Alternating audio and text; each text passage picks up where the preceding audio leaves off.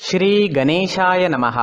नमस्कार दोस्तों चंद्रमा हमारे दैनिक राशिफल में काफी महत्व रखते हैं। 2.5 दिन में चंद्रमा अपना स्थान बदल देते हैं। उस हिसाब से हम पर चंद्रमा का अच्छा या बुरा प्रभाव दिखता रहता है और उसी तरह से हमारा दिन भी गुजरता है। चलिए देखते हैं ये दिन आपके लिए कैसा रहेगा। दोस्तों इस दिन चंद्रमा आपकी कुंडली में 9वें भाव में रहेंगे। दोस्तों ये दिन आपके लिए भाग्यशाली रहेगा। इस समय में कर्म कम और लाभ ज्यादा के योग बन रहे हैं। इस समय में आपको भाग्य का अच्छा साथ मिल रहा है। इस समय में आपका हर काम भाग्य के भरोसे पूरा भी हो सकता है। इस दिन आप लकी रहोगे। अपने लक को आजमाने का यह आपके लिए सही समय रहेगा। इस दिन यात्राओं के प्रबल योग बन रहे हैं। यात्राएं होने की पूरी संभावना है। छोटी मोटी कोई ना कोई यात्रा इस समय में हो सकती है। इस दिन आपके बिजनेस या प्रोफेशन के लिए की गई यात्राएं लाभदायक सिद्ध होगी। अगर आप कहीं घूमने के लिए जाना चाहते हैं तो भी समय आपके लिए यादगार सिद्ध होगा। इस दिन धार्मिक यात्राएं भी हो सकती है। इस समय में विदेश सेटलमेंट के भी योग बने हुए हैं। अगर आप विदेश में सेटल होना चाहते हैं तो इस दिन शुरुआत करना आपके लिए काफ़ी अच्छा रहेगा। जो स्टूडेंट्स विदेश में पढ़ाई करना चाहते हैं उनके लिए भी ये एक अच्छा मौका रहेगा। इस दिन आपका मन प्रसन्न रहेगा। आप जोश से भरे रहोगे। हर काम को समय पर पूरा करोगे। रुके हुए पेंडिंग कामों को पूरा करने के लिए ये सही समय है। इस समय में आपके परिवार की ओर से भी आपको पूरा सपोर्ट प्राप्त होगा। इस समय में आपको परिवार का सुख मिलेगा, संतान सुख मिलेगा और दाम्पत्य सुख भी इस दिन आपको जरूर प्राप्त होगा। अगर भाइयों के बीच कोई अनबन चल रही थी तो इस समय में वो अनबन समाप्त हो सकती है। स्टूडेंट्स के लिए भी ये समय हर तरह से अच्छा रहेगा। भाग्य और कर्म दोनों का सपोर्ट इस समय में स्टूडेंट्स को मिलने वाला है। कम समय में आप ज्यादा अच्छी पढ़ाई कर पाओगे।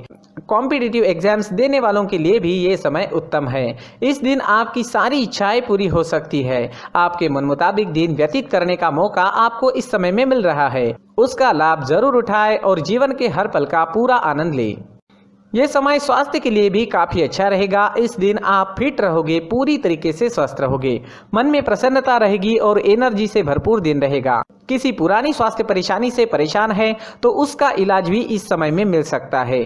दोस्तों चंद्रमा मन का कारक है और चंद्रमा की मजबूत स्थिति आपके मन को प्रसन्न रखेगी। इस समय में आप पॉजिटिव सोच के साथ दिन की शुरुआत करोगे। व्यर्थ के लड़ाई झगड़ों से इस दिन आपका बचाव होगा। हर प्रकार से दिन आपके लिए कामयाबी से भरा रहेगा। इस दिन पीले रंग का अगर आप इस्तेमाल करते हैं तो आपके लिए बहुत अच्छा रहेगा और इस दिन शुभ अंक रहेगा 3 अंक।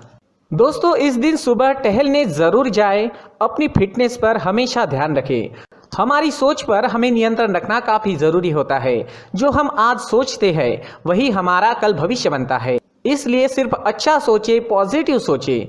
इस सुंदर जीवन को हमें ईश्वर ने प्रदान किया है। इसलिए सुबह उठते ही मन में अपने माता पिता और भगवान को धन्यवाद जरूर कहे। दोस्तों ये राशिफल चंद्र राशि पर आधारित है, लेकिन कभी कभी हमारी पर्सनल कुंडली में बाकी ग्रहों की पोजीशन कुछ इस तरह की होती है कि आपके राशिफल परिणाम में बदलाव दिख सकता है।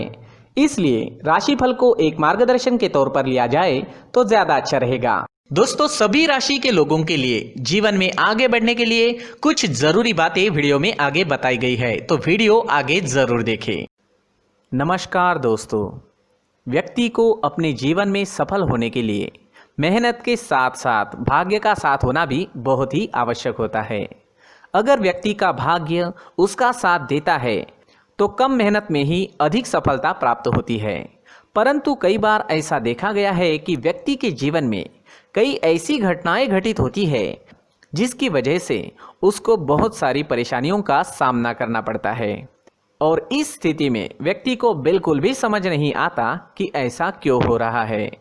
दरअसल आपके घर में ही कुछ ऐसी चीजें होती है जो हमारे भाग्य को प्रभावित करती है, हमारे जीवन को प्रभावित करती है और उन चीज़ों के आसपास होते हुए भी हमें वो चीज़ें नज़र नहीं आती। वह चीज़ें हमारे चारों तरफ एक अजीब सा घेरा बनाकर रखती है, परंतु हम उसको नहीं देख पाते।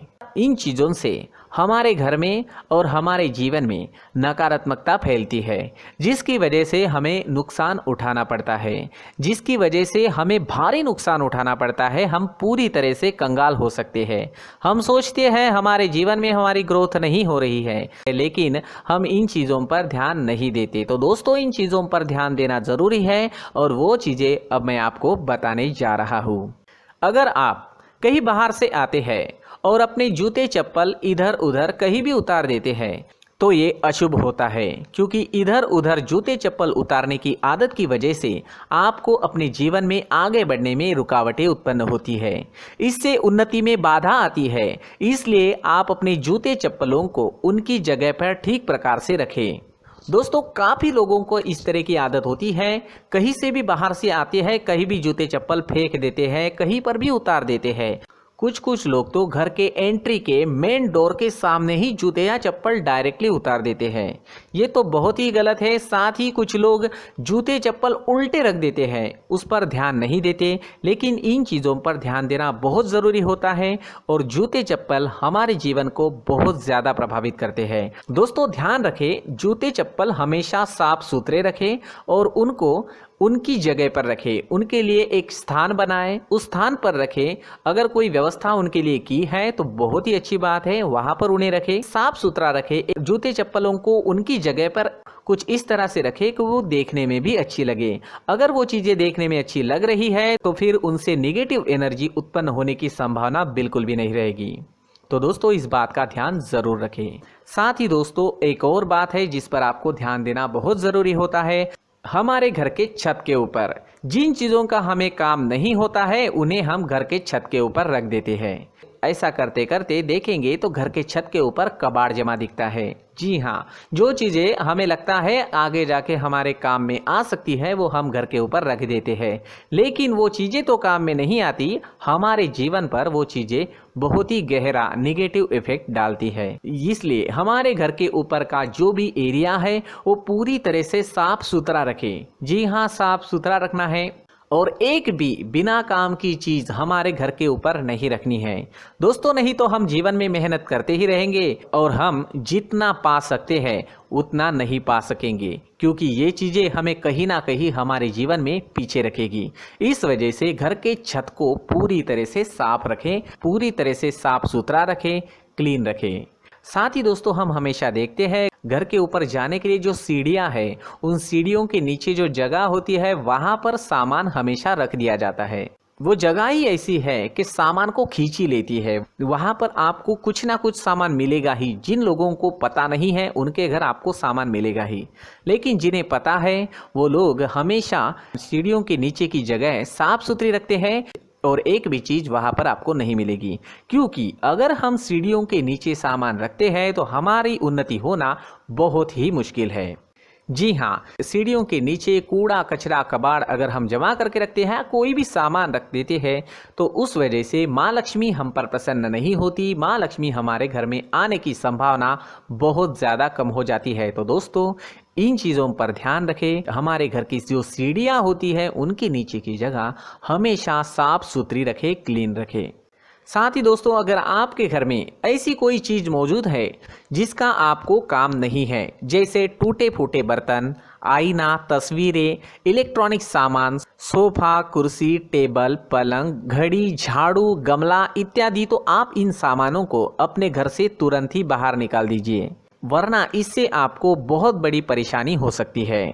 आपको ये चीज़ें कंगाल बना सकती है। तो घर में ऐसी चीज़ों का मौजूद होना शुभ नहीं माना गया है। इससे धन की देवी माता लक्ष्मी जी का प्रवेश घर में नहीं होता है। इन चीज़ों से आपके घर में नकारात्मक ऊर्जा का संचार होता है और जिस वजह से व्यक्ति को मानसिक समस्याओं का सामना भी करना पड़ता है। व्यक्ति के मन में चिड़चिड़ाहट होती है और छोटी छोटी बातों पर गुस्सा आने लगता है। आप जो भी कार्य करते हैं उसमें आपका मन नहीं लग पाता है। इस व्यक्ति का जीवन घर में मौजूद इन चीज़ों की वजह से अंधकार में डूबने लगता है। इसलिए आपको घर में बिना काम की चीज़ें, कूड़ा कचरा नहीं रखना है। दोस्तों, एक और ख़ास बात है, हमारे घर में मकड़ी का अगर जाला है तो वो बिल्कुल भी शुभ नहीं है। जी हाँ, वो अशुभ माना जाता है। घर में मकड़ी का जाला होना अशुभ है। इससे आपके अच्छे दिन भी बुरे दिनों में बदल सकते हैं, क्योंकि मकड़ी अपना जाल शिकार को फंसाने के लिए बनाती है। और अगर आपके घर में मकड़ी का जाला है तो इससे घर में नकारात्मक ऊर्जा का प्रभाव अधिक बनता है और वास्तुशास्त्र के अनुसार इससे सकारात्मक ऊर्जा का नाश होना शुरू हो जाता है और घर में नकारात्मक ऊर्जा बहुत ज़्यादा बढ़ जाती है। इसलिए आप अपने घर को हमेशा साफ सुथरा रखें, कम से कम 1 महीने में अपने घर के हर कोने की साफ सफाई ज़रूर करें। जी हाँ, वैसे तो 1 हफ्ते में साफ सफाई करनी ही चाहिए, लेकिन ना हो सके तो 1 महीने में तो आपको घर पूरी तरह से साफ करना चाहिए और मकड़ी के जालों को खास करके अपने घर में बिल्कुल भी पनाह ना दें। दोस्तों, मुख्य द्वार भी हमेशा साफ सुथरा रखें। मुख्य द्वार को हमेशा सजाया जाता है, क्योंकि मुख्य द्वार से ही हमारे घर में लक्ष्मी का प्रवेश होता है। तो मुख्य द्वार को साफ सुथरा रखें और सजा कर रखें तो बहुत अच्छा रहेगा। इससे मानसिक रोग और घर की परेशानियां दूर हो जाएगी, धन की कोई कमी नहीं रहेगी और इसके साथ साथ आय के नए स्रोत भी खुलने लगेंगे। इसी के साथ और कुछ चीज़ें हैं, जैसे टूटी फूटी जो भगवान की मूर्तियां होती है वो हमारे घर में नहीं रखनी चाहिए। साथ ही जो भगवान के पुराने फ़ोटो है जो जमा करके रखे हुए होते हैं, तो दोस्तों वो चीज़ें नहीं रखनी चाहिए। जो भगवान के फ़ोटो या भगवान की मूर्तियाँ जो घर के मंदिर में हैं, बस वहाँ तक सीमित है। अगर आपके घर के शोकेस में भी वो मूर्तियाँ रखी है, कुछ फ़ोटो रखे थे, उन्हें भी साफ़ करते रहना चाहिए। जिन चीज़ों को हम मेंटेन नहीं कर पाते, साफ़ नहीं रख पाते, उन चीज़ों को घर से हटा देना ही आपके लिए अच्छा रहेगा।